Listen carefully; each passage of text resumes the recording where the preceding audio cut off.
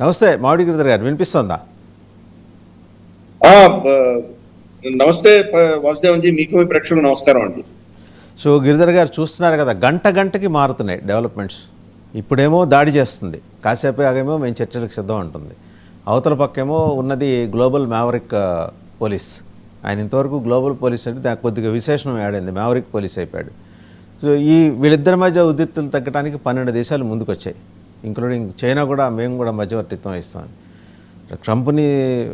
Trump మీద ఇరాన్ని ఎగదోసేది చైనాయే, మధ్యవర్తిత్వం వహిస్తానని చెప్పేది కూడా చైనాయే. ఈ డెవలప్మెంట్స్ అన్నీ ఉంచితే మనం ఒక నింద మోయాల్సి వస్తుంది.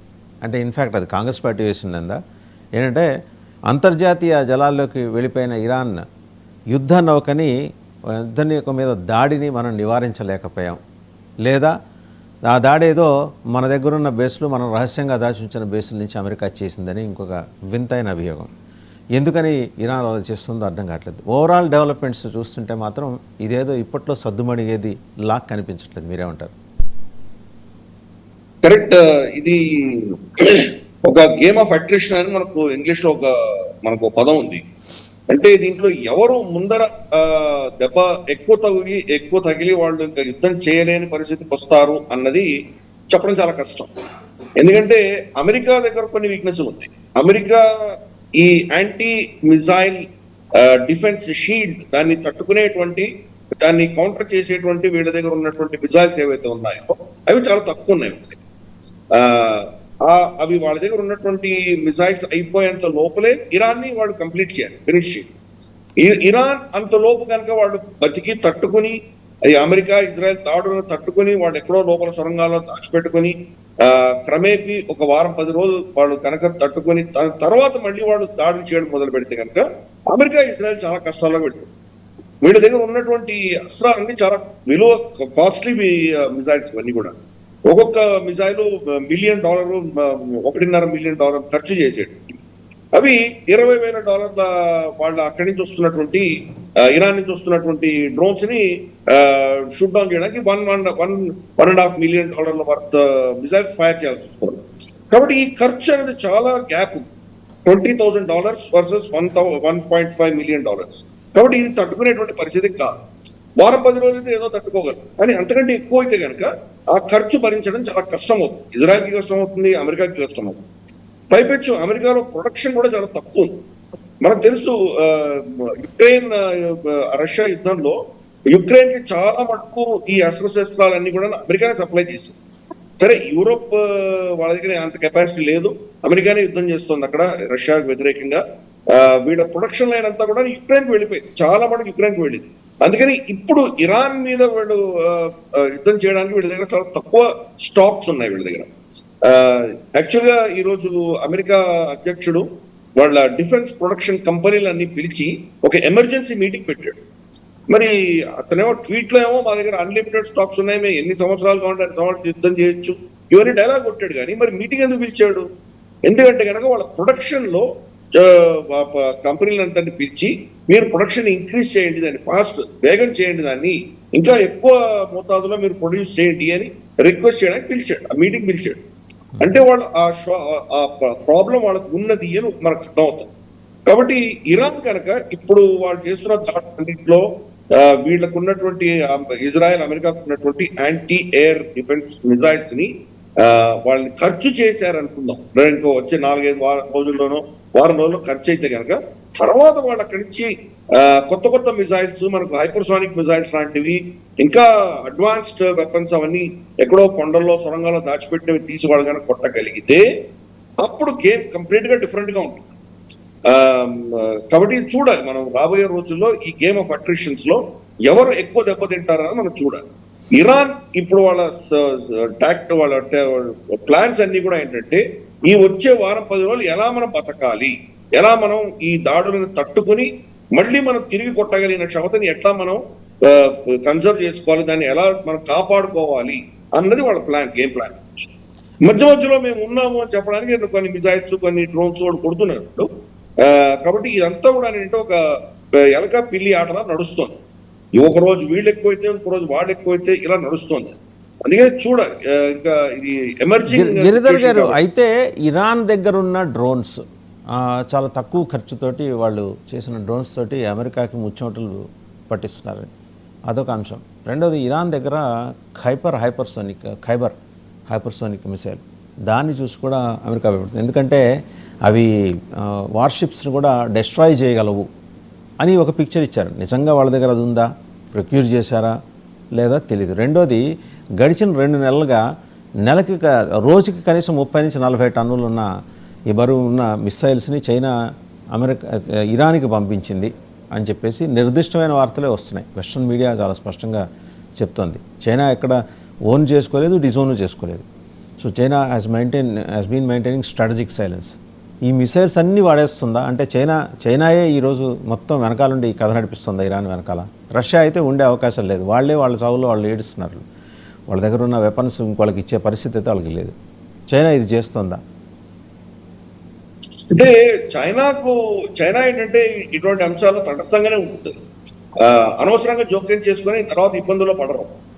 కాకపోతే చైనా ఏంటంటే పరోక్షంగా సహాయం చేయడం అన్నది ఖాయం. ఎందుకంటే వీళ్లకు satellites for instance A coordinates ఇవ్వాలి, ఎక్కడ వీళ్ళ రెడార్స్ ఉన్నాయి, ఎక్కడ వీళ్ళ స్థావరాలు ఉన్నాయి, ఎక్కడ వీళ్ళు కొట్టాలి, వాళ్ళ డ్రోన్స్ ఏదో ఒక శాటిలైట్ కమ్యూనికేషన్ తోనే వీళ్ళు కొడుతున్నాయి కదా. CIA హెడ్ క్వార్టర్స్ మీద వీళ్ళు కొట్టగలిగారు రియాద్. అంత పిన్ పాయింట్ ఎలా కొట్టగలిగింది ఇరాన్? దానికి శాటిలైట్ కనెక్షన్ కావాలి కదా. GPS అయితే రాదు. GPS వెస్టర్న్ ప్రపంచాల్లో ఉన్నటువంటి GPS టెక్నాలజీ వాళ్ళకి ఇవ్వరు. ఒకవేళ వాడు దాన్ని వాడుకుంటే కూడా దాన్ని లేటెన్సీ అంటారు. దాంట్లో ఏదో అమెరికన్ ఎంబసీ వాళ్ళు చూసి దానికి విజాలు కొడితే అమెరికన్ ఎంబసీ వాళ్ళు దానికి వెళ్ళే ఫీడ్ ఏదైతే ఉంటుందో సిగ్నల్ 1 కిలోమీటర్ దూరంలో ఇస్తారు. దూరంలో పడుతుంది. అలా చేయొచ్చు. కాబట్టి GPS ని వాళ్ళు నమ్మలేరు. ఇంకెవరిని నమ్మాలి? నమ్మితే రష్యన్ GPS లాంటిది రష్యాలో ఉన్నటువంటిది కానీ చైనాది కానీ వాడాలి. కాబట్టి చైనా వాళ్ళకు ఈ టెక్నాలజీ ఇస్తోంది. చైనీస్ నావిగేషన్ టెక్నాలజీ అన్నది ఇరాన్ వాడుకుంటోంది అన్నది మనకు స్పష్టంగా అర్థమవుతుంది. ప్లస్ ఆయుధాలు కొన్ని సప్లై చేసి ఉండొచ్చు కాదు, మనకు తెలియదు. ఎందుకంటే ఈ రోజు ఇంకా బయటికి తీయలేదు, బరిలోకి రాలేదు. అది సొరంగాల్లో దాచిపెట్టడం అన్ని తీసి ఇంకా బయటకు కొట్టడం అన్నది ఇంకా షురు అవ్వలేదు. కాబట్టి అది అయిన తర్వాత కానీ మనం చెప్పలేము నిజంగా చైనా చాలా పెద్ద మోతాదున సప్లై చేసిందా లేదా, ఇవన్నీ తెలియాలంటే సమయం పడుతుంది. కానీ ఇజ్రాయెల్ అమెరికా యొక్క టాక్టిక్ ఏంటంటే మిజైల్స్ ఉన్నాయి మీ దగ్గర, సరే మిజైల్ ఫైర్ చేయడానికి కావాల్సిన మిజైల్ సైలోస్ ఉంటాయి కదా, మిజైల్ దాన్ని ఫైర్ చేసేటువంటి లాంచర్స్ ఉంటాయి. లాంచర్స్ టార్గెట్ చేస్తున్నారు. పేర్ చేస్తున్నారు.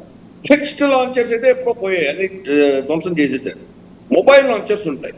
మొబైల్ లాంచర్స్ అంటే మనకు ట్రైలర్స్ ఉంటాయి కదా, మనం ట్రక్కులు లాంటివి, పెద్ద పెద్ద ట్రక్కులు లాంటివి ఉంటాయి. అవి ఎక్కడ రోడ్డు మీద కనిపించినా పేర్ చేస్తున్నారు. అది మిసైల్ లాంచరా లేదా మామూలుగా వాళ్ళు ఏదైనా దాంట్లో కల్ప చెక్క ఇంకేదైనా వాళ్ళ కార్లు రవాణా చేస్తున్నారో అది కూడా చూడట్లేదు, కొడుతున్నారు. కాబట్టి నిజంగా ఇరాన్ వీటినన్ని తట్టుకుని లాంచర్స్ కూడా కాపాడుకుని మళ్ళీ తిరుగుదాడి చేయగలిగిన కెపాసిటీ వాళ్ళకు 4-5 రోజుల తర్వాత ఉంటుందా అనేది పెద్ద ప్రశ్నగా ఉంది మనకి. మొదటి రోజు చూస్తే కనుక వాడు ఎన్ని ఫైర్ చేశారో అప్పటికి ఇప్పటికీ 5-6వ రోజు చూసేసరికి ఆల్మోస్ట్ 70-80% వాళ్ళ మిజైల్స్ వాళ్ళ డ్రోన్స్ తగ్గిపోయాయి, అటాక్స్ తగ్గిపోయాయి. కాబట్టి ఇజ్రాయెల్ అమెరికా యొక్క అటాక్స్ అన్నవి ప్రభావం చూపిస్తున్నాయి. లేదా ఇరాన్ అదే పనిగా వీళ్ళని మోసం చేయడానికి చెప్పేసి లాంచర్స్ అన్ని దాచిపెట్టారు. లాంచర్స్ చాలా మటుకు దాచిపెట్టి వారం రోజులు అయ్యాక మెల్లిమెల్లిగా వాళ్ళు బయటకు తీసి మళ్ళీ కొడతారా? ఇవన్నీ కూడా ఏంటంటే ఇందాక చెప్పినట్టు క్యాట్ అండ్ మౌస్ గేమ్ నడుస్తుంది. ఈ తగ్గిపోయాయి కాబట్టి మామూలు చాలా మంది విశ్లేషకులు నేను చూశాను. వాళ్ళు ఏం చెప్తున్నారంటే మొదటి రోజు ఇన్ని కొట్టారు, ఇప్పుడు 70-80% తగ్గిపోయింది, కాబట్టి ఇరాన్ ఖేల్ ఖతం, వారం రోజుల్లో వాళ్ళు సరెండర్ అయిపోతారు అని ఒక వర్షన్ చెప్పుకుంటూ వస్తున్నారు. మొత్తం స్టాటిస్టిక్స్ ఆధారంగా మనం కానీ విశ్లేషణ చేసుకున్నామంటే తర్వాత మోసపోతాం. ఎందుకంటే ఇరాన్కి తెలుసు ఎలా తట్టుకోవాలి. హమాస్, హిజ్బుల్లా, హౌతీలు వీళ్ళందరూ ఎందుకు సక్సెస్ అయ్యారు? ఇదే డాక్ట్రిన్, ఇరాన్ చెప్పిన డాక్ట్రినే వాళ్ళు పాటించారు. ఇరాన్ ఇప్పుడు అదే పాటిస్తారు. వాళ్ళకు తెలుసు ఇజ్రాయెల్ దగ్గర కానీ అమెరికా దగ్గర కానీ ఎంత క్షమత ఉందో, వాళ్ళు ఎలా కొట్టగలరో ఇవన్నీ బాగా తెలుసు. కాబట్టి అటువంటి దాడులను తట్టుకొని మళ్ళీ తిరుగుదాడి కావాల్సినటువంటి ఒక ప్రాసెస్ అంతా వాళ్ళు దాన్ని అవలంబిస్తున్నారు. హమాస్ లో కూడా చూద్దాం మనం, యాహియా సిన్వార్ని చంపారు, మీరు ఇంకోడో పుట్టుకొస్తాడు, వాడు నస్రుల్లాని చంపారు, ఇంకోడో పుట్టుకొస్తాడు. సో మీరు టాప్ లీడర్షిప్ చంపినా కానీ కూడా ఎవరో పుట్టుకొస్తారు. ఈ ప్రోటోకాల్స్ అలా పెట్టారు. అదే సొరంగాల్లో దాచిపెట్టారు. ఎన్ని సొరంగాలు ఇప్పటికి కనీసం అంటే ఒక 2 ఏళ్ల నుంచి పడుతోంది. అమెరికన్ శాటిలైట్స్ ఆ సొరంగాల్ని కనిపెట్టలేకపోయాయా సార్? వాటికి సంబంధించిన ఇమేజెస్ అంటే అన్నీ వాళ్ళ శాటిలైట్స్ కానీ వాళ్ళ రాడర్స్ కానీ ఏమీ కనిపెట్టలేకపోతున్నాయా? ఆఫ్ కోర్స్ కనుక్కుంటా, ఎందుకు కనుక్కోలేవు అలానే కాదు, కానీ 100% ఎలా కనుక్కోగలరు మీరు? ఇప్పుడు మన ఇంటి పక్కన పెరట్లో ఉన్నటువంటి గాజాలో భూమి కింద ఎన్ని సొరంగాలు ఉన్నాయో ఈ రోజు దాకా ఇజ్రాయెల్ ఫుల్గా తెలియదు. 2.5 సంవత్సరాల నుంచి వాళ్ళు యుద్ధం చేసి ఒక కొన్ని వందల కిలోమీటర్ల చదరపు కిలోమీటర్ల సొరంగాలను వాళ్ళు పూర్తి చేసి దాన్ని పేల్చేసి ఇంత చేసినా రోజు కొత్త సొరంగాలు బయట పడుతుంది. సో అందుకని ఇరాన్ ఒక స్ట్రాటజీ ఇదే. ఇప్పుడు దక్షిణ లెబనాన్ లోకి ఇజ్రాయెల్ ఎందుకు వెళ్ళింది? హిజ్బుల్లా అక్కడి నుంచి ఫైరింగ్ చేస్తుంటే కనుక వాళ్ళ సొరంగాలు ఉన్నాయి అక్కడ, ఆ సొరంగాలను వాళ్ళకి యాక్సెస్ కట్ చేయడానికి అని చెప్పి ఇజ్రాయెల్ సైన్యాన్ని పంపించింది అక్కడ. కాబట్టి చాలా కష్టం. ఈ రోజు మనం యాక్చువల్గా మనం ఇరానియన్ టోపోగ్రఫీ, ఇరాన్ మన జాగ్రఫీ భౌగోళికంగా చూసామంటే కనుక రమారమి 70% పైబడి పర్వతాలు ఉన్నాయి. ఇన్ని పర్వతాలు ఎక్కడ ఉన్నాయి, ఎలా మీరేం చెప్పగలరు? దానికి చాలా చాలా కష్టం. ఇది ఆల్మోస్ట్ ఇంపాసిబుల్. 100% ఎవరు ఏం చేయరు. సరే, ఇరాన్కి సారీ ఇజ్రాయెల్ ఆ ఇంటెలిజెన్స్ ఉంది. చాలా కాలంగా వీళ్ళని వాచ్ చేస్తున్నారు, అణువు జల్లడ పట్టినట్టు వాచ్ చేస్తున్నారు. కాబట్టి వాళ్ళు చాలా మటుకు వాళ్ళ ఇంటెలిజెన్స్ ఉంది, వాళ్ళకి తెలుసు ఏం చేస్తున్నారు. సార్ మీరు ఒక ప్రస్తావన చేశారు లెబనాన్లో సొరంగాలు అని చెప్పేసి. లెబనాన్ అంటే హెజ్బుల్లాస్ పర్పస్ ఏంటి? Same purpose. హిజ్బుల్లా కావచ్చు, హౌతీలు కావచ్చు, ఇరాన్ కావచ్చు, వీళ్ళు ముగ్గురు కూడాను వాళ్ళ వాళ్ళ దీర్ఘకాలీనంగా ఎలా యుద్ధం చేయాలి అన్నటువంటి ఒక స్ట్రాటజీ అవలంబిస్తారు. ఆ స్ట్రాటజీ భాగంగా సొరంగాలు తోపుకొని వాళ్ళు ఆ సొరంగాలలో మిజైల్స్, డ్రోన్స్, తర్వాత ఇతరత్ర యుద్ధానికి కావాల్సిన సామాగ్రి అంతా స్టోర్ చేసుకుంటారు. మధ్య మధ్యలో కొన్ని తీస్తారు కొడతారు. సో ఈ సొరంగాలన్నీ వాళ్ళకి ఎప్పుడు కూడా ప్రొటెక్షన్ ఉంటుంది. మీరు ఎన్ని బొంబార్డ్మెంట్ చేసినా కానీ తట్టుకుని బొంబార్డ్మెంట్ అయిపోయినా మళ్ళీ బయటకు కొడతారు. లేదా ఒక సంవత్సరం శాంతిగా ఉంటాం మనం అంతా ఏమీ లేదనుకున్నప్పుడు మధ్యలో తీసి కొడతారు. ఇది స్ట్రాటజీ. వాళ్ళు ఎన్నో సంవత్సరాలు సక్సెస్ఫుల్ గా వాళ్ళు. ఇంకొక స్టోరీ రౌండ్ అవుతుంది సార్, అది వెస్ట్రన్ మీడియాలో, ఇన్ఫాక్ట్ చైనా మీడియాలో కూడా. చైనా నేరుగా కాదు పరోక్షంగా చేస్తుంది. అలీ ఖమేని శుభ్రంగా బతికే ఉన్నాడు.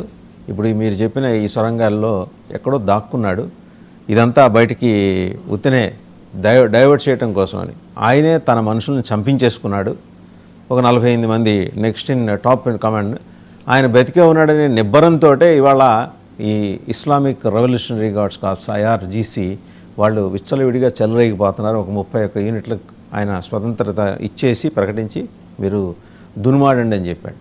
సో ఆయన దన్ను చూసుకొనే, ఆయన బతుకున్నాడనే ఒక బలం చూసుకొనే ఇవాళ IRGC కానీ లేకపోతే ఇరానియన్ ఆర్మీ కానీ వాళ్ళ ఈ 31 సామంత రాజులు కానీ అంటే వాళ్ళల్లోనే వీళ్ళందరూ చెల్లలేకపోతున్నారు. బతికుండే ఛాన్స్ ఉందని మీరు అనుకుంటున్నారు. ఒక పక్క ఆయన బతికుండే ఆయన భార్య చచ్చిపోయింది, అల్లుడు చచ్చిపోయాడు, కూతురు చచ్చిపోయింది, మనవరాలు చచ్చిపోయింది. ఇవన్నీ మనం ట్రస్ట్ చేయొచ్చా? సరే, మనకు కాన్స్పిరసీ థియరీలను ఎవరు ఆపలేరు.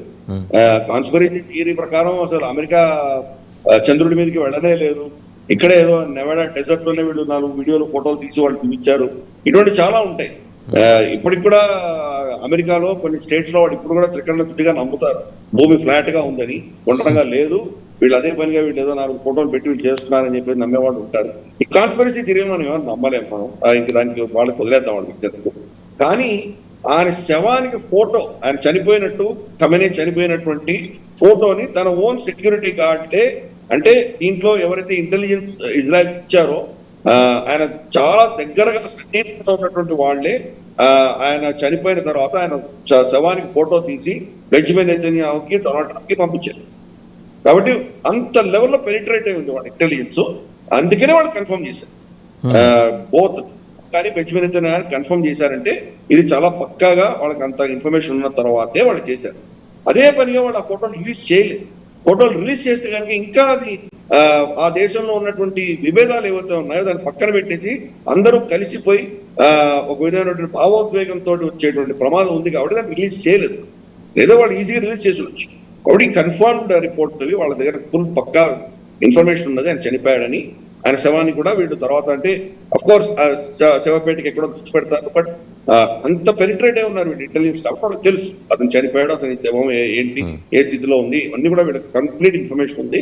ప్లస్ ఇరాన్ అఫీషియల్ గానే ఒప్పుకుంది, అవును ఆయన చనిపోయారని ఒప్పుకుంది. కాబట్టి అది కూడా ఎత్తుగడలో భాగమేమో అనే అనుమానాలు వ్యక్తం చేస్తూ కథనాలు వచ్చినాయి. నేను చెప్తున్నాను కానీ కాన్స్పిరసీగా మనం దానికి మాట్లాడలేం. మనం కాన్స్పిరసీ ఏమైనా చెప్పొచ్చు. అసలు డొనాల్డ్ ట్రంపే లేడు, చచ్చిపోయాడు, వీడెవడో ఇప్పుడు ఉన్నటువంటి వ్యక్తి ఒక డూప్లికేట్ పెట్టి నడిపిస్తున్నారు. ఇంకా దీనికి అర్థం లేదు. వ్లాడిమిర్ పుటిన్కి ఎంతో మంది డూప్లికేట్స్ ఉన్నారు, ఇటువంటివి నడుస్తూనే ఉంటాయి. కాబట్టి కాన్స్పిరసీలో మనం వెళ్ళకూడదు. మనకు ఉన్నటువంటి క్రెడిబుల్ ఇన్ఫర్మేషన్ ఆధారంగా మనం మాట్లాడాలి. కాన్స్పిరసీ పక్కన పెడదాం. ఈ అంశం పక్కన పెడితే సార్, ఆయన సెక్యూరిటీ గార్డ్, ఆంతరంగిక రక్షకుడు, ఆయన్ని ఎందుకని ట్రాక్ చేయలేకపోయారు ఖమేనీ? ఎందుకంటే ఆయనే మొత్తం అంటే వాళ్ళ మనిషినే వీళ్ళు లొంగ తీసుకొని, సిఐఏ కావచ్చు, మొస్సాద్ కావచ్చు, లేదా ఇద్దరూ కలిసి లొంగ తీసుకొని మినిట్ టు మినిట్ ప్రోగ్రామ్స్ సంబంధించి మొత్తం సమాచారం ఆయన డ్రైవర్స్ని, అంటే వీళ్ళ మిగిలిన అందరి టాప్ లీడర్స్ ఫోన్లందరినీ వీళ్ళు తీసేసుకున్నారు.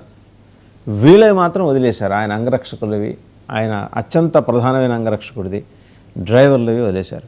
అండ్ ఏడాది నుంచి ఇజ్రాయెల్ గమనిస్తూనే ఉంది ఆ మూమెంట్స్ అన్నీ. వాళ్ళ ఫోన్లు హ్యాక్ చేయటం, తర్వాత ట్రాఫిక్ సిగ్నల్స్ దగ్గర ఏ మనిషి ఎవరితో దిగుతున్నాడు, వాళ్ళ సెకండ్ ర్యాంక్ లీడర్షిప్ కావచ్చు, ఖమేనీ కావచ్చు, ఇవన్నీ వాళ్ళు చేసుకొని అంతా రెడీ చేసుకున్న తర్వాత ఫైనల్గా అతనికి అంగరక్షకుడికి ఇచ్చిన ఇన్స్ట్రక్షన్ తర్వాత ఆ చిట్ట చివరి నిమిషంలో జరిగింది ఏంటంటే, ఆయన ఆ మీటింగ్ అయ్యి బంకర్లో అలా లిఫ్ట్లో దిగటానికే 5 నిమిషాలు పట్టింది. అంటే ఎంత లోతులో ఆ బంకర్ ఉంటుందో ఊహించుకోండి. ఇదంతా కూడా అంగరక్షకుడు ఇచ్చే ఆ వ్యవధానం మొత్తం అంతా కూడా వాళ్ళకి ఇన్ఫార్మ్ చేసి మళ్ళీ తను బయటకు వచ్చి కమ్యూనికేషన్ ఆపేసిన తర్వాత అది పేల్చారు.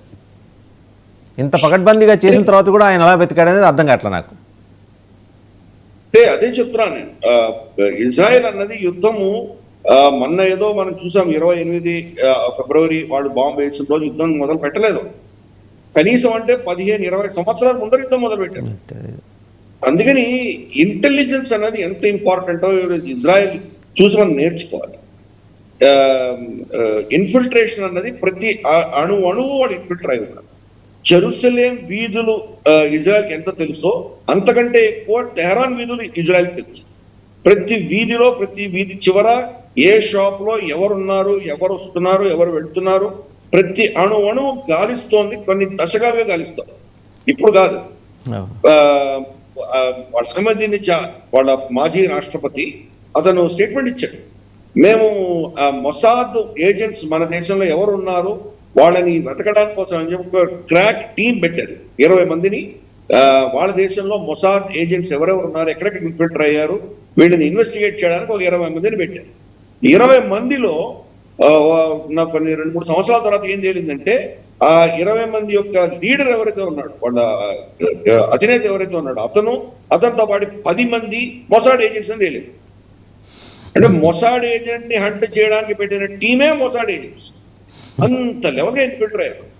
ఎంత వాళ్ళ ఇన్ఫిల్ట్రేషన్ ఉందంటే, భూమి లోపల 12-13వ అంతస్తు లోపల, కింద భూమి లోపల వీళ్ళ న్యూక్లియర్ సీక్రెట్స్ దాచిపెడితే ఒకరోజు బెంజమిన్ నెతన్యాహు డిసైడ్ చేస్తే కనుక అక్కడ ఉన్నటువంటి ఫైల్స్ అన్ని, ఫిజికల్ ఫైల్స్, ఏదో కంప్యూటర్లో అయితే నేను హ్యాక్ చేసి తీసుకోవచ్చు, ఫిజికల్ ఫైల్స్ అన్ని కూడా అక్కడి నుంచి తీసుకొని వచ్చి ఇజ్రాయెల్కి తరలించారు. వాళ్ళు ఎంత హై సెక్యూరిటీ ఉన్నటువంటి వాళ్ళ న్యూక్లియర్ ఇన్స్టాలేషన్ లో వీళ్ళు పెనిట్రేట్ అయ్యి ఫైల్స్, ఫిజికల్ ఫైల్స్ అక్కడి నుంచి తీసి కొన్ని కనీసం అంటే 1000 కిలోమీటర్ల దూరంలో ఉన్న ఇజ్రాయెల్కి ఎలా తీసుకురాగదు. పైపెచ్చు అక్కడ గ్లోబల్ కన్స్ట్రక్షన్ జరుగుతుంటే కింద టైల్స్ ఉంటాయి కదా భూమిలో, మనం నేల మీద టైల్స్ వేస్తాం, మనం టైల్స్ లో బాంబులు పెట్టారు కన్స్ట్రక్షన్ అప్పుడు. అంటే కనీసం అంటే 25 సంవత్సరాల ముందర బాంబులు పెట్టారు, ఇప్పుడు కాదు. ఒకరోజు బటన్ ట్రిగర్ చేస్తే కనుక అది పేలిపోయింది. సో అందుకని పేజర్స్ చూసాం మనం. పేజర్స్ వీళ్ళు కొనాలి అని ఆలోచన వాళ్ళ మనసులో పెట్టింది వీళ్ళే. పేజర్ల కంపెనీలు, ఏ కంపెనీలో వాళ్ళు షార్ట్ లిస్ట్ చేస్తే కనుక ఇజ్రాయెల్ సంబంధం లేదు అనుకొని వాళ్ళు ఆర్డర్ ఇచ్చిన వాటిల్లోకి ఇన్ఫిల్టర్ చేసింది వీళ్ళే. పేజర్లు వాళ్ళు కనీసం అంటే ఒక 5-6 సంవత్సరాలు వాడారు, ఏమీ జరగలేదు. అన్ని సెక్యూరిటీ విజిలెన్స్ అంతా వాళ్ళకి ఏమీ దొరకలేదు. ఆ 7-8 సంవత్సరాల తర్వాత ఒక్కరోజు బటన్లో కేర్ చచ్చిపోయారు. కాబట్టి వాడు యుద్ధం అన్నది ఈ రోజు మనం ఇజ్రాయెల్ కొడుతోంది చూస్తున్నామంటే ఈ రోజు వాళ్ళు స్టార్ట్ చేయలేదు. కనీసం అంటే 15, 20, 30 సంవత్సరాల ముందర వాళ్ళు ప్లానింగ్ లో ఉన్నారు. అందుకనే పిన్ పాయింట్ ప్రెసిషన్ తోటి ఎవరిని కావాలంటే ఎప్పుడు కావాలంటే అప్పుడు వాళ్ళు టార్గెట్ చేయగలిగినటువంటి కెపాసిటీ బిల్డింగ్ చేసుకున్నారు. ఇజ్రాయెల్ యుద్ధం చేయనప్పుడు చేసేది ఒకటే పని చేస్తుంది, కెపాసిటీ బిల్డ్ చేసుకుంటూ ఉంటుంది. కెపాసిటీ బిల్డ్ చేసుకొని క్వైట్ గా ఉంటుంది, అవసరం ఉన్నప్పుడే ఆ కెపాసిటీ చూపిస్తుంది. అందుకని సిఏ చేసింది అనుకోవడం, మనం సిఏకి అంత సీన్ లేదు అక్కడ. మొసాద్ సిఏ మొసాద్ ముందర సిఐ ఎందుకు పనికిరాదు, గట్టి తోడిపోయి. సిఏ ఆఫ్ కోర్స్ చాలా పవర్ఫుల్ ఏజెన్సీనే కాదనట్లేదు, వాళ్ళకి చాలా ఫండింగ్ ఉన్నది. కానీ మొసాద్ ఇస్ మొసాద్. మొసాద్ వాళ్ళ శత్రువులలో భయంకరంగా ఇన్ఫిల్టర్ అయి ఉంది. గత 3-4 దశకాలుగా కొన్ని కనీసం అంటే ఒక 100 మంది పైబడి సీనియర్ న్యూక్లియర్ సైంటిస్టులని చంపుతూ పోయింది ఇరానియన్ న్యూక్లియర్ సైంటిస్ట్. ఎవరిని వదిలిపెట్టలేదు. మనం చూసాం యుఏఈలో వీళ్ళు వెళ్ళి ఒక హోటల్లో, 5-స్టార్ హోటల్లో ఒక హమాస్ ఆపరేటింగ్ చంపేసి వాళ్ళందరూ నెక్స్ట్ ఫ్లైట్ పెట్టుకొని వెళ్ళిపోయారు అక్కడి నుంచి. వీళ్ళు సీసీటీవీ ఫుటేజ్ చూసుకొని వాళ్ళు ఎవరు అని కనుక్కునేసరికి వీళ్ళు ఆల్రెడీ ఇజ్రాయెల్ చేరుకున్నారు. ఎవరు కూడా ఇజ్రాయెల్ పాస్పోర్ట్ ఉన్నటువంటి వ్యక్తులు కాదు. కాబట్టి ఈ ఇజ్రాయెల్ మొసాడ్ యొక్క ఇంటెలిజెన్స్ లెవెల్స్ అన్నది డిఫరెంట్ స్థాయిలో పనిచేస్తారు. కాబట్టి ఇది పెద్ద లెక్కనే కాదు. ఈయనని లాస్ట్ టైమే చంపాలనుకుంటున్నాము అని చెప్పి అమెరికాని పర్మిషన్ అడిగితే అమెరికా పర్మిషన్ ఇవ్వలేదు. జో బైడెన్ పర్మిషన్ ఇవ్వలేదు, డొనాల్డ్ ట్రంప్ కూడా పర్మిషన్ ఇవ్వలేదు. లాస్ట్ టైం జూన్ లో జరిగిన యుద్ధంలో కూడా ఖమేనీని చంపుతాము అని చెప్పి బెంజమిన్ నెతన్యాహు అడిగితే చంపడానికి వీల్లేదు అని చెప్పేటవాడు. నీకు కావాల్సింది న్యూక్లియర్ ఇన్స్టలేషన్స్, వాడి న్యూక్లియర్ శక్తిని తగ్గించాలి, అంతే కదా. నేను వస్తాను, 4 బాంబులు వేస్తాను, ఫర్దర్లో ఇదో వేసాను, నేను P2 బాంబర్ వేసి నేను మదర్ ఆఫ్ ఆల్ బాంబ్స్ వేస్తాను, ఇంతకు మించి నువ్వు వాడిని చంపొద్దు అని చెప్పారు. ఇప్పుడు కనీసం అంటే ఒక 30-35 సంవత్సరాల కళ ఈ రోజు బెంజమిన్ నెతన్యాహు కళ ఈ రోజు అతను అది సత్యమైంది, అతనికి దాన్ని సాధించగలిగాడు. అంటే డొనాల్డ్ ట్రంప్ ని ఏం చెప్పి దీంట్లో ఊబిలోకి దించాడు అన్నది ఇప్పుడు కూడా మిస్టరీనే, ఇప్పుడు కూడా మనకు తెలియదు. నాకు ఇక్కడ ఒక సందేహం ఉంది సార్. ఇక్కడ ఏంట, డొనాల్డ్ ట్రంప్ని నెతన్యాహు వాడేశాడా, నెతన్యాహుని డొనాల్డ్ ట్రంప్ వాడాడా? తప్పకుండా డొనాల్డ్ ట్రంప్ ని నెతన్యాహు వాడాడు. డొనాల్డ్ ట్రంప్ కి అంత స్ట్రాటజిక్ గా దూరాలోచన అనేది లేదు ఆ మనిషి. ఆ మనిషికి ఉన్నదంతా ఏంటంటే ఒకటి ప్రెషర్. డొనాల్డ్ ట్రంప్ ని ఎక్కడ సెన్సిటివ్ గా పట్టుకుంటే డొనాల్డ్ ట్రంప్ భయపడతాడో, లేదా ఏ అంశం అతనికి చెప్తే కనుక నువ్వు ఇంద్రుడు చంద్రుడు అంటే తబ్బిపోయి పొంగిపోతాడో, ఈ 2 విషయాలు నెతన్యాహుకు తెలుసు. సో వాళ్ళ యుద్ధంలో, ఇజ్రాయెల్ చేసే యుద్ధంలో ఇవన్నీ ఉంటాయి, ఇవన్నీ కూడా కీలకమైన పార్ట్స్. ఎలాగైతే వాళ్ళు ఎవరు ఇమాజిన్ చేయనటువంటి వీధి లైట్లని వీధి మనకు కెమెరాలను హ్యాక్ చేసి వాళ్ళు ఖమేనీని టేక్ డౌన్ చేయగలిగారో, అలాగే అమెరికాలో ప్రతి వ్యక్తి యొక్క సైకాలజీని వాళ్ళు దాన్ని అనలైజ్ చేస్తారు. డొనాల్డ్ ట్రంప్ ని ఎక్కడ బటన్ నొక్కితే డొనాల్డ్ ట్రంప్ అన్నమాట వింటాడు అన్నది చాలా స్పష్టంగా దీన్ని సైకలాజికల్ వార్ఫేర్ చేస్తారు. మనకు తెలియదు. ఈ యుద్ధాన్ని స్టార్ట్ అయ్యేదానికి 2 రోజుల ముందర ఫోన్ కాల్ వెళ్ళింది, 2-3 రోజుల క్రితం. అంటే నాకు ఎందుకు సందేహం వస్తుందంటే, ఇప్పుడు ఆ టాస్క్ పూర్తయింది, ఖమేనీని హతమార్చాలనే టాస్క్ పూర్తయింది. సరే, ఆయన ఇంకా బతికే ఉన్నాడు, వేరే రూపంలో తిరుగుతున్నాడని వచ్చే కథనాలను పక్కన పెడితే కాసేపు ఆయన చచ్చిపోయాడని అనుకుందాం. ఆ టాస్క్ పూర్తయిన తర్వాత ఇజ్రాయెల్ ఫోకస్ మారిపోయింది ఒక్కసారిగా. దానికి వెళ్ళే చోట్ల లెబనాన్కి వెళ్ళిపోయింది. ఇందాక మీరు ప్రస్తావన చేశారు, ఆ హెజ్బుల్లాస్ని కంటైన్ చేసే పనిలో పడింది. అంటే 1 by 1 దునుమాడుకుంటూ రేపు పొద్దున సీ ప్యారెట్స్ హౌతీల దగ్గర కూడా వస్తారేమో. అంటే టేక్స్ టైం అయి ఉండొచ్చు కాక వాళ్ళకి, ఎందుకంటే అంత ఓపిక ఎక్కువ కాబట్టి. సో నా ఫోకస్ షిఫ్ట్ అయింది కాబట్టి నాకు అనుమానం ఏంటంటే ఈయనే వాడేస్తున్నాడు, నెతన్యాహునే వాడేస్తున్నాడు ట్రంప్ని. కరెక్ట్, నెతన్యాహు ట్రంప్ను వాడుకుంటున్నాడు, దాంట్లో సందేహం లేదు. కాకపోతే వాళ్ళ ఫోకస్ ఏం మారలేదు. ఇప్పటికి కూడా రోజు మాక్సిమం ఇజ్రాయలే రేడ్ చేస్తోంది. ఇరాన్ లో కూడా ప్రతిరోజు వాళ్ళ సార్టీలు వెళ్తున్నాయి, బొంబార్డ్మెంట్ చేస్తున్నారు, అవన్నీ చేస్తున్నారు. ఇంటెలిజెన్స్ ఇజ్రాయెల్ దగ్గరే ఉంది కాబట్టి ప్రతిరోజు వాళ్ళే దాడులు చేస్తున్నారు. హిజ్బుల్లా మీద కూడా వాళ్ళు చేస్తున్నారు. 2 front వార్ యుద్ధం చేస్తోంది ఇజ్రాయెల్. బెంజమిన్ నెతన్యాహు సక్సెస్ దీంట్లో ఏంటంటే కనుక డొనాల్డ్ ట్రంప్ ని ఈ ఊబిలో దించడమే అతని సక్సెస్. ఒకసారి అమెరికా ఈ పనిలో దిగిన తర్వాత అమెరికా వెనక్కి వెళ్ళలేదు. ఇది ఈ రోజు ఇజ్రాయెల్ యుద్ధం కాదు, అమెరికా యుద్ధం అయిపోయింది. ఫోకస్ అంతా డొనాల్డ్ ట్రంప్ షిఫ్ట్ అయిపోయింది. ఇరాన్ అంతా అమెరికన్ ఇంట్రెస్ట్ మీద దాడి చేస్తోంది, అమెరికా మిత్ర దేశాల మీద దాడి చేస్తోంది. కాబట్టి ఈ యుద్ధం కంప్లీట్ గా డొనాల్డ్ ట్రంప్ బోడీలోకి పడేసాడు. కాబట్టి ఇంక ఇజ్రాయెల్ వాళ్ళు వెనక్కి కూర్చోవచ్చు. అఫ్ కోర్స్ వాళ్ళు కూడా బొంబార్డ్మెంట్ చేస్తున్నారు, కానీ ఇజ్రాయెల్ శక్తికి మించి, ఇజ్రాయెల్ ఉన్న శక్తికి కొన్ని కనీసం అంటే ఒక 20-30 రెట్ల ఎక్కువ శక్తి ఉన్నది అమెరికా. కాబట్టి ఈ రోజు ఈ యుద్ధం అన్నది యాక్చువల్ గా ఇజ్రాయెల్ యుద్ధం, అది ఇజ్రాయెల్ యుద్ధాన్ని తీసుకెళ్లి కంప్లీట్ గా అమెరికా యుద్ధం కింద కన్వర్ట్ చేయగలగడం అన్నదే అది బెంజమిన్ నెతన్యాహు యొక్క మాస్టర్ స్ట్రోక్. ఇప్పుడు ఇంకేం చేస్తాడు? ఒకసారి దూరాడు బెంజమిన్ మనకు డొనాల్డ్ ట్రంప్, దాని కింద బయటికి రాలేడు. ఒకసారి లోపలికి వెళ్ళిపోతాడు, ఊబిలో పడ్డాడు. ఇంక ఊబి నుంచి పడ్డ తర్వాత బయటికి ఎలా వస్తాడు? బయటికి ఎలా రావాలో అర్థం కాక సతమతం అవుతున్నాడు. అందుకని బొంబార్డ్మెంట్ చేస్తున్నాడు. దీనివల్ల ఏదో వాళ్ళ శక్తిని క్షీణించి ఇంకా దాడులు ఆగిపోతే అందరూ ఊపిరి తీసుకోవచ్చు అనుకుంటున్నాడు డొనాల్డ్ ట్రంప్. ప్రస్తుతానికి అది తప్ప ప్లాన్ బి లేదు. స్ట్రైట్ ఆఫ్ హర్మూజ్ దగ్గర more than 1100 oil tankers stranded అయిపోయినాయి. అండ్ వాటికి కూడా చాలా సెలెక్టివ్గా చూసి వాళ్ళు పంపిస్తున్నారు. చైనా ట్యాంకర్స్ని వదిలేస్తున్నారు. మన దాని మీద క్లారిటీ లేదు. ఎన్నాళ్ళు ఉంచుకుంటాడు? ఇరాన్ ఆ రకంగా కంటైన్ చేయడం అనేది ఎవరికి నష్టం, ఎంత మేరకు నష్టం? ఎందుకంటే ఇప్పుడు చూడబోతే $78 to $80 అయింది బ్యారెల్, 68 నుంచి. ఏమో 2 రోజులు ఇలా ఉంటే $100 అయిపోతే ఎట్లాగా? మనకేమో ఆ నిల్వలు ఒక 3 వారాలు వస్తాయి, 4 వారాలు అంటున్నా కానీ 3 వారాలు వస్తాయి. మనకి పెట్రోల్ మరి లీటర్ $200 అవుతుందేమో. ఆ అనుమానాలు కేవలం చైనా, భారత్ ఈ రెండే ఎక్కువ ఎఫెక్ట్ అయ్యేవి. ఎంతకాలం వాడు స్ట్రైట్ ఆఫ్ హార్మూజ్ని క్లోజ్ చేసి ఉంచుతాడు టెక్నికల్గా? ఇరాన్ అన్న దేశాన్ని సర్వనాశనం చేస్తాను మీరు అక్కడ కట్టుకున్నప్పుడు నేను ఎలాగో చచ్చిపోతున్నాను, నేను చచ్చిపోతున్నా కూడా చంపుతాను, అంతే సింపుల్. ఇరాన్ యొక్క లాజిక్ సింపుల్ లాజిక్ అది. నేను సర్వనాశనం అవుతుంటే మిమ్మల్ని సుఖంగా ఎలా ఉండనిస్తాను? మీరు కూడా ఎవరు సుఖంగా ఉండడానికి వీలు. కాబట్టి ఇటువంటి విధ్వంసాలు సృష్టిస్తారు. కాబట్టి మీరు నన్ను చంపడం ఆపేసి, నా మీద దాడులు ఆపేసి, నా మీద మీరు ఏదైతే ఈ సో కాల్డ్ ఫత్వా లాంటిది ఇష్యూ చేశారో, మిమ్మల్ని ఎవరిని బతకనివ్వమని చెప్పి ఇజ్రాయెల్ కంకణం కట్టిందో, దీన్ని మీరు ఆపేంత వరకు నేను మిమ్మల్ని వదలను, మీరు కూడా సుఖంగా ఉండలేరు అన్నది వాళ్ళ స్ట్రాటజీ. అందుకనే ఏదో మామూలుగా యుద్ధాలంటే కనుక 2 మిలిటరీలు యుద్ధం చేస్తాయి, అలా కాదు. వీళ్ళు సివిలియన్ ఎందుకు టార్గెట్ చేస్తున్నారంటే వీళ్ళ మీద మాక్సిమం ఒత్తిడి తీసుకురావాలి. స్ట్రైట్ ఆఫ్ హార్మోజ్ లో నేను నేవీని పంపించి ఈ ట్యాంకర్లన్నీ ఎస్కాట్ చేస్తాను, వాడికి ఇన్సూరెన్స్ లాయిడ్స్ లాంటి ఇన్సూరెన్స్ కంపెనీలు ఇన్సూరెన్స్ చేయట్లేదంటే అమెరికాలో ఇన్సూరెన్స్ కంపెనీలతో నేను ఇన్సూరెన్స్ చేపిస్తాను అని చెప్పి డొనాల్డ్ ట్రంప్ చాలా ప్రగల్భాలు పలికాడు. ఈ రోజు దాకా ఒక్క ఇన్సూరెన్స్ కంపెనీ అయినా, అమెరికన్ ఇన్సూరెన్స్ కంపెనీ అయినా ఇన్సూరెన్స్ చేయడానికి సిద్ధపడిందా? 2 ఎస్కాట్ చేస్తాను అంటున్నావు, నీ షిప్పుల మీద బాంబులు పడుతున్నాయి, నీ సిఐఏ హెడ్ క్వార్టర్స్ మీద బాంబులు పడ్డాయి, నీ రెడారే వాడు తీసేశాడు, టేక్ డౌన్ చేశాడు. రేపు ఈ 1100 షిప్ ట్యాంకర్ల మీద దాడి చేయాల్సిన అవసరం లేదు. ఒక ట్యాంకర్ మీద దాడి చేస్తే మిగతా 1000 అయిపోతుంది. సో ఇరాన్ కనుక 100% హిట్ రేట్ ఉండక్కర్లేదు. ఒక్కటి హిట్ చేసినా కానీ కూడా వాళ్ళకి చాలా సక్సెస్. కాబట్టి స్ట్రైట్ ఆఫ్ హార్మోజ్ ఆ 30 కిలోమీటర్లలో మీరు ఎంత హై టెక్నాలజీ పెట్టినా వాళ్ళు ఆపలేరు.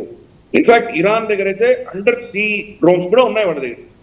కాబట్టి ఏదో విధంగా వాడు మిమ్మల్ని కొట్టి ఒక ట్యాంకర్ని వాళ్ళు అటాక్ చేయగలిగితే ఏమో.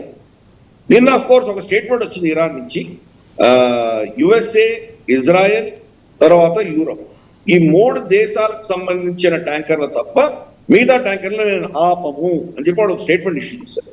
సో అదే నిజంగా నిజమైతే, అదే నిజం చెప్పింది కరెక్టే అయితే కనుక మనకి ఇబ్బంది ఉండకూడదు. మనకు రావాల్సిన షిప్లో వాడు వదిలిపెట్టేటువంటి అవకాశాలు. స్టేట్మెంట్ అయితే ఇచ్చాడు కానీ సార్, సిగ్నల్ మొత్తం జామ్ చేసి పారేసి తన కంట్రోల్లో GPS పెట్టుకున్న తర్వాత ఎక్కడొక్కడ ఆగిపోయినాయి. మిగిలిన వాళ్ళందరూ పర్లేదు, వాళ్ళు ఆపేసారని మిగిలిన వాళ్ళందరూ వెళ్ళిపోతే కదలాలి కదా, అసలు ఎవడో ఒకటి దారి ఇవ్వాలి కాదు. అంత జిగ్జాగ్ మూమెంట్ ఉన్నట్టు అక్కడి నుంచి పిక్చర్స్ కూడా వస్తున్నాయి. అది కొంచెం కష్టంగానే ఉంది. రెండోది ఇజ్రాయెల్ నుంచి ఇజ్రాయెల్ లైవ్ న్యూస్ వాళ్ళు ఒక వీడియో రిలీజ్ చేశారు సార్. అంటే IRGC వాళ్ళు రిలీజ్ చేసిన footage, IRGC has released footage of 7